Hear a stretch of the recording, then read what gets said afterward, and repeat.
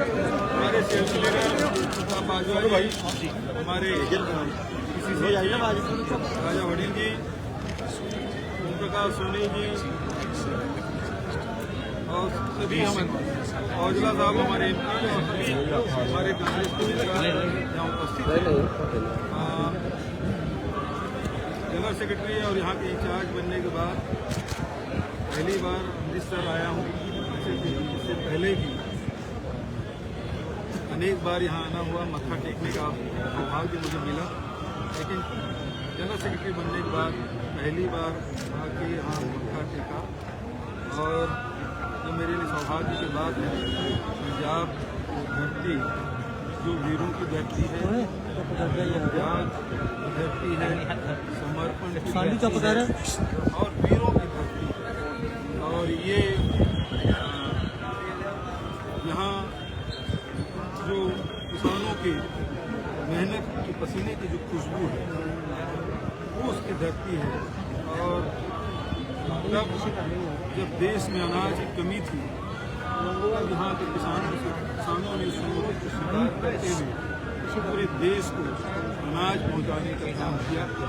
सीमा में जब सुरक्षा की जरूरत पड़ी, यहाँ के वीरों ने, यहाँ के माताओं के वीर सपूतों ने अपना सर्वोच्च बलिदान दिया है। उस धरती में आने का मुझे सौभाग्य मिला है और आज यहाँ गोल्डन टेम्पल में भी मत्था टेकने का अवसर मिला, कड़ा प्रसाद भी लिया, भजन जी सुना। तो ये मेरे लिए बड़ी सौभाग्य की बात है। दिल्ली की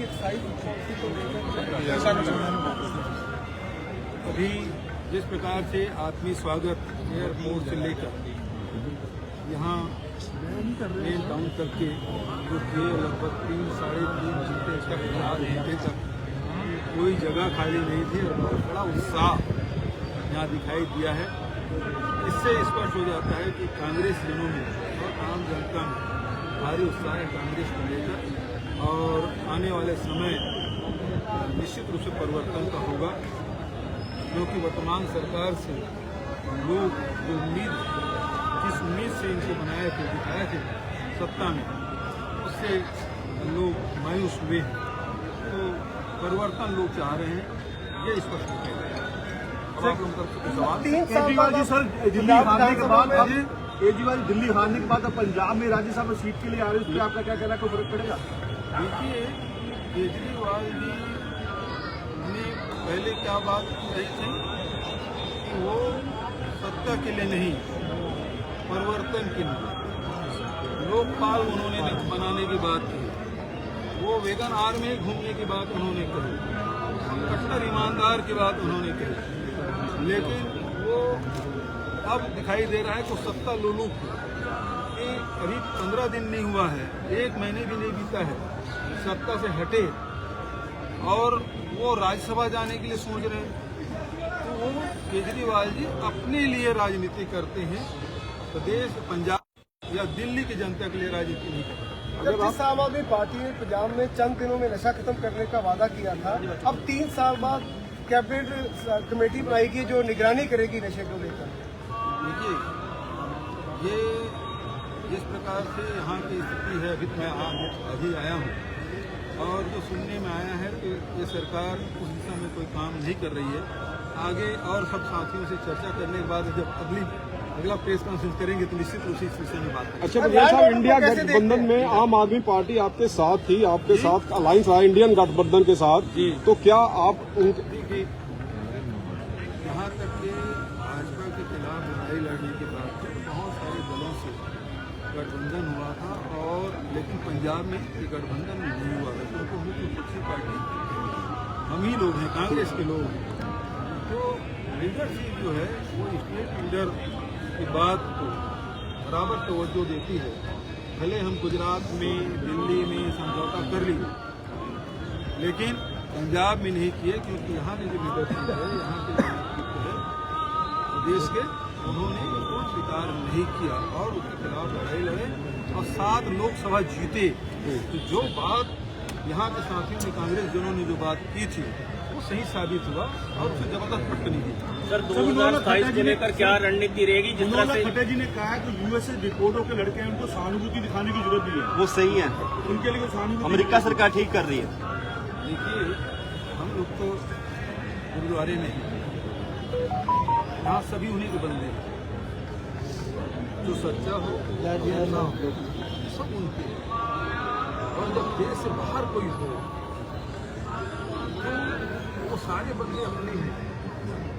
यहाँ के कानून के मुताबिक कोई गलत करे तो सजा मिले, लेकिन बाहर में गए रोजी रोटी कमाने गए और आपके देख रेख में गए।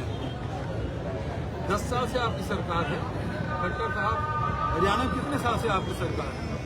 भारतीय जनता पार्टी। दिल्ली में क्या 11 साल हो गए सरकार बनी और लाखों की तादाद में जा रहे हैं रोजगार के लिए, गुजरात से जा रहे हैं। और दुर्भाग्यजनक बात है कि वो रिपोर्ट कर रहे हैं और उसके देश के कानून के साथ हैं। लेकिन जिस प्रकार से हाथों में हथकड़ियां, पैरों में बेड़ियां पहना के भेजो, ये बेहद अपमानजनक। उन्होंने ठीक है वो गए हो रोजी रोटी कमाने के लिए, वहाँ कोई कानून छोड़ा तो नहीं, कोई अपराध नहीं किया।